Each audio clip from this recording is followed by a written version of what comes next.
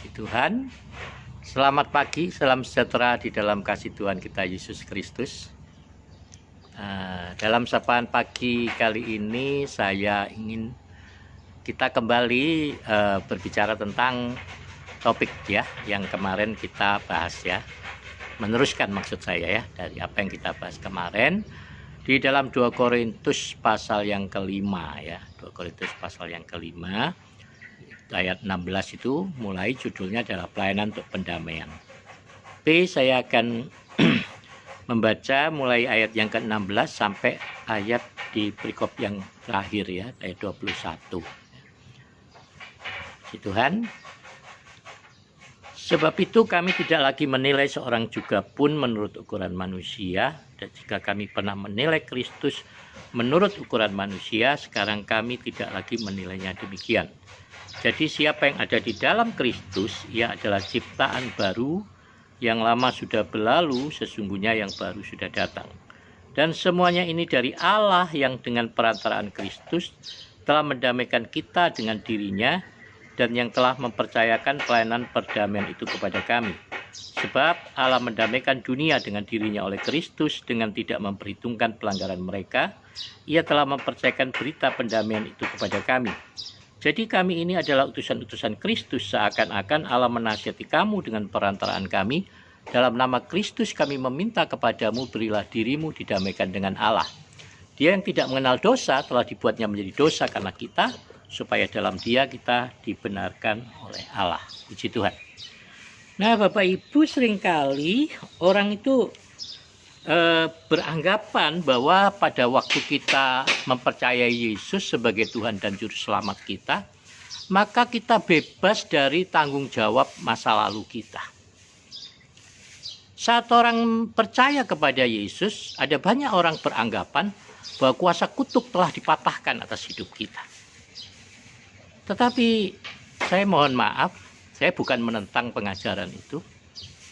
Hanya di dalam praktek pelayanan saya melihat bahwa ada kutuk-kutuk yang belum dilepaskan dari kehidupan orang percaya. Kutuk-kutuk yang berasal dari nenek moyang mereka, dari keturunan masa lalu mereka. Bahkan saya berapa kali melayani hamba-hamba Tuhan dari berbagai latar belakang denominasi gereja. Ya, kebanyakan malah mereka orang-orang karismatik, saudara. Hamba-hamba Tuhan, gembala-gembala ya. Jadi kutuk itu adalah yang diwariskan dari generasi ke generasi. Misalkan kalau saya katakan itu penyakit, saudara, penyakit turunan begitu ya. Ada satu keluarga hamba Tuhan, dulu saya kenal, saya layani, itu di setiap generasi dari keluarganya ada mengalami penyakit seperti ayan, gitu, saudara ya, sering jatuh di tengah jalan dan hal-hal yang aneh yang dia lakukan. Jadi dari pelayanan ini, saudara, saya mendapati bahwa sebenarnya yang dimaksud kutuk yang dipatahkan oleh Yesus itu adalah kutuk maut. Kutuk kematian karena dosa kita. Tetapi saya melihat di dalam Alkitab ya, satu contoh yang dikerjakan oleh Zakius, bahwa waktu dia menerima Yesus di dalam rumahnya, Yesus dia berkata kepada Yesus, Tuhan, kalau aku telah memeras orang, atau aku berhutang kepada siapapun, aku akan membayar harganya. Aku akan membayar hutang itu, membayar apa, mengembalikan apa yang aku peras, dan membayar itu 2 kali lipat.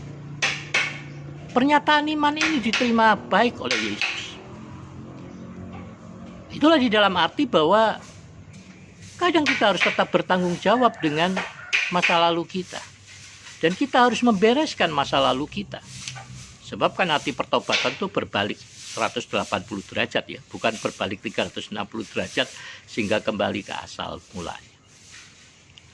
Dan itu mungkin juga menjawab pertanyaan, mengapa begitu banyak kehidupan orang percaya yang terus-menerus dilanda kesulitan, kesukaran? Karena ada kutuk-kutuk yang belum dilepaskan di dalam keluarga mereka. Dan secara pribadi di dalam pelayanan saya mendapati bahwa orang-orang inilah yang harus bertanggung jawab untuk melepaskan, memutuskan kuasa kutuk itu dari keluarga mereka saat yang disadarkan untuk itu. Jadi ada juga saya pernah dapati dia mengatakan bahwa selalu ada kematian di antara keluarganya di setiap generasi. Ya. Selalu ada hal-hal yang aneh begitu ya, menyebabkan sakit penyakit, kerugian, kebangkrutan di setiap generasi keluarganya. Nah, saya melayani beberapa orang di antara mereka. Nah, jadi saudara, kita nggak bisa lepas dari masa lalu kita. Ketika kita percaya bertobat kepada Yesus, mungkin kita harus mengadakan pemberesan dengan beberapa orang, ya, menyelesaikan, berdamai dengan mereka. Itu perlu kita lakukan. Demikian juga di dalam kehidupan kita sebagai orang percaya, saudara. Kalau kita mau hidup di dalam kemenangan bersama dengan Kristus, maka kita sebagai ciptaan yang baru ya di dalam Yesus harusnya menyadari bahwa sama seperti Kristus menilai kita sebagai ciptaan yang baru, kita harus belajar menilai menurut sudut pandang Kristus, menurut sudut pandang ciptaan yang baru. Di dalam ayat yang ke-16 dikatakan, sebab itu kami tidak lagi menilai seorang juga pun menurut ukuran manusia. Kemarin saya sudah bahas bahwa kita itu seringkali menilai Kristus itu menurut ukuran manusia. Mengikut Yesus dengan perhitungan untung rugi, merasa bahwa kalau kita tidak melayani Yesus dengan baik, nanti Yesus tidak memberkati kita. Dan kemudian banyak sekali mendasarkan pada pengajaran-pengajaran yang seharusnya itu adalah bagian dari hukum Taurat. Karena hukum Taurat lakukan, jangan lakukan ini, jangan lakukan itu kau akan dihukum, lakukan ini maka kau akan berhasil, kau akan sukses. Tidak. Tetapi kita sebenarnya sudah hidup di dalam hukum yang baru, hukum kasih karunia.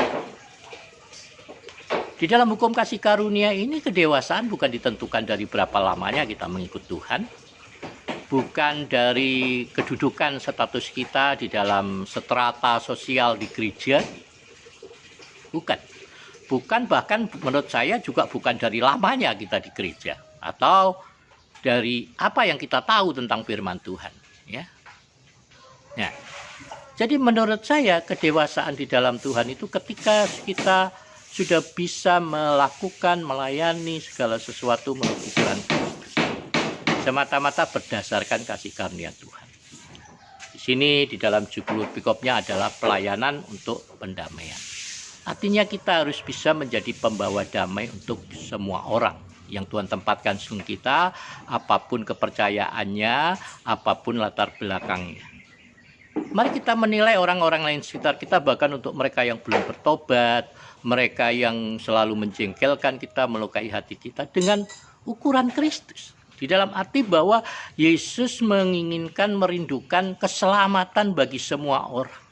Yesus tidak menginginkan seorang pun di dunia ini yang binasa. Jadi kita harus mengukur dengan ukuran kasih yang Tuhan tempatkan di dalam diri kita. Di dalam Yohanes pasal yang ke-13 ya, kalau tidak salah itu ayat 24 ya, coba saya baca itu. Yohanes pasal, Injil Yohanes ya, pasal 13. Injil Yohanes pasal 13 ayat yang ke, mana ini ya, bukan. Maaf ya. Jadi Injil Yohanes pasal yang Injil Yohanes pasal yang ke-13 di dalam ayat yang ke-34. Aku memberikan perintah baru kepada kamu, yaitu supaya kamu saling mengasihi, sama seperti aku telah mengasihi kamu, demikian pula kamu harus saling mengasihi. Ini bukan perintah yang baru, tapi perintah yang ditegaskan dalam arti seperti diperbaharui begitu dalam soal ukurannya, ditambahkan ukurannya. Kenapa? Karena dalam hukum yang lama, hukum Taurat itu, kasihlah sesamamu seperti dirimu sendiri. Saya selalu katakan, saya itu punya kecenderungan untuk tidak mengasihi diri sendiri. Ya. Jadi kita juga kadang punya kecenderungan untuk tidak mengasihi diri sendiri. Kita mengabaikan kepentingan kita, keperluan kita untuk orang lain. Nah, kasih kepada diri sendiri pun ada batasnya. Karena tadi katakan kita tidak bisa, kalau kita tidak mengasihi diri sendiri, ya bagaimana mungkin kita bisa mengasihi orang lain gitu ya. Nah, tetapi firman Tuhan Yesus katakan pada kita, Aku memberikan perintah baru supaya kamu saling mengasihi sama seperti aku telah mengasihi kamu. Nah, bagaimana saudara dengan batasan Yesus mengasihi saudara? Nggak ada batasannya kan? Yesus memberikan nyawanya, Yesus memberikan segala-galanya di dalam hidupnya untuk saudara. Ia meninggalkan kemuliaannya, ia meninggalkan tahta surgawinya, ia meninggalkan semua apa yang dia miliki. Meninggalkannya, menanggalkannya, melepaskannya. Dia bersedia menjadi miskin, menjadi hamba, bahkan lebih rendah dari apa dari kita sebenarnya. Karena dia menjadi hamba yang melayani kita, melayani orang-orang yang diselamatkan. Jadi bagaimana ukuran saudara terhadap orang-orang sekitar kita? Apakah kita mengasihi mereka karena mereka mengasihi kita? Karena mereka berbuat baik kepada kita, melayani kita? Atau kita mengasihi karena kita mengingat betapa luar biasa, betapa besar kasih Yesus yang mengasihi kita. Kasih Yesus yang telah menyerahkan nyawanya buat kita.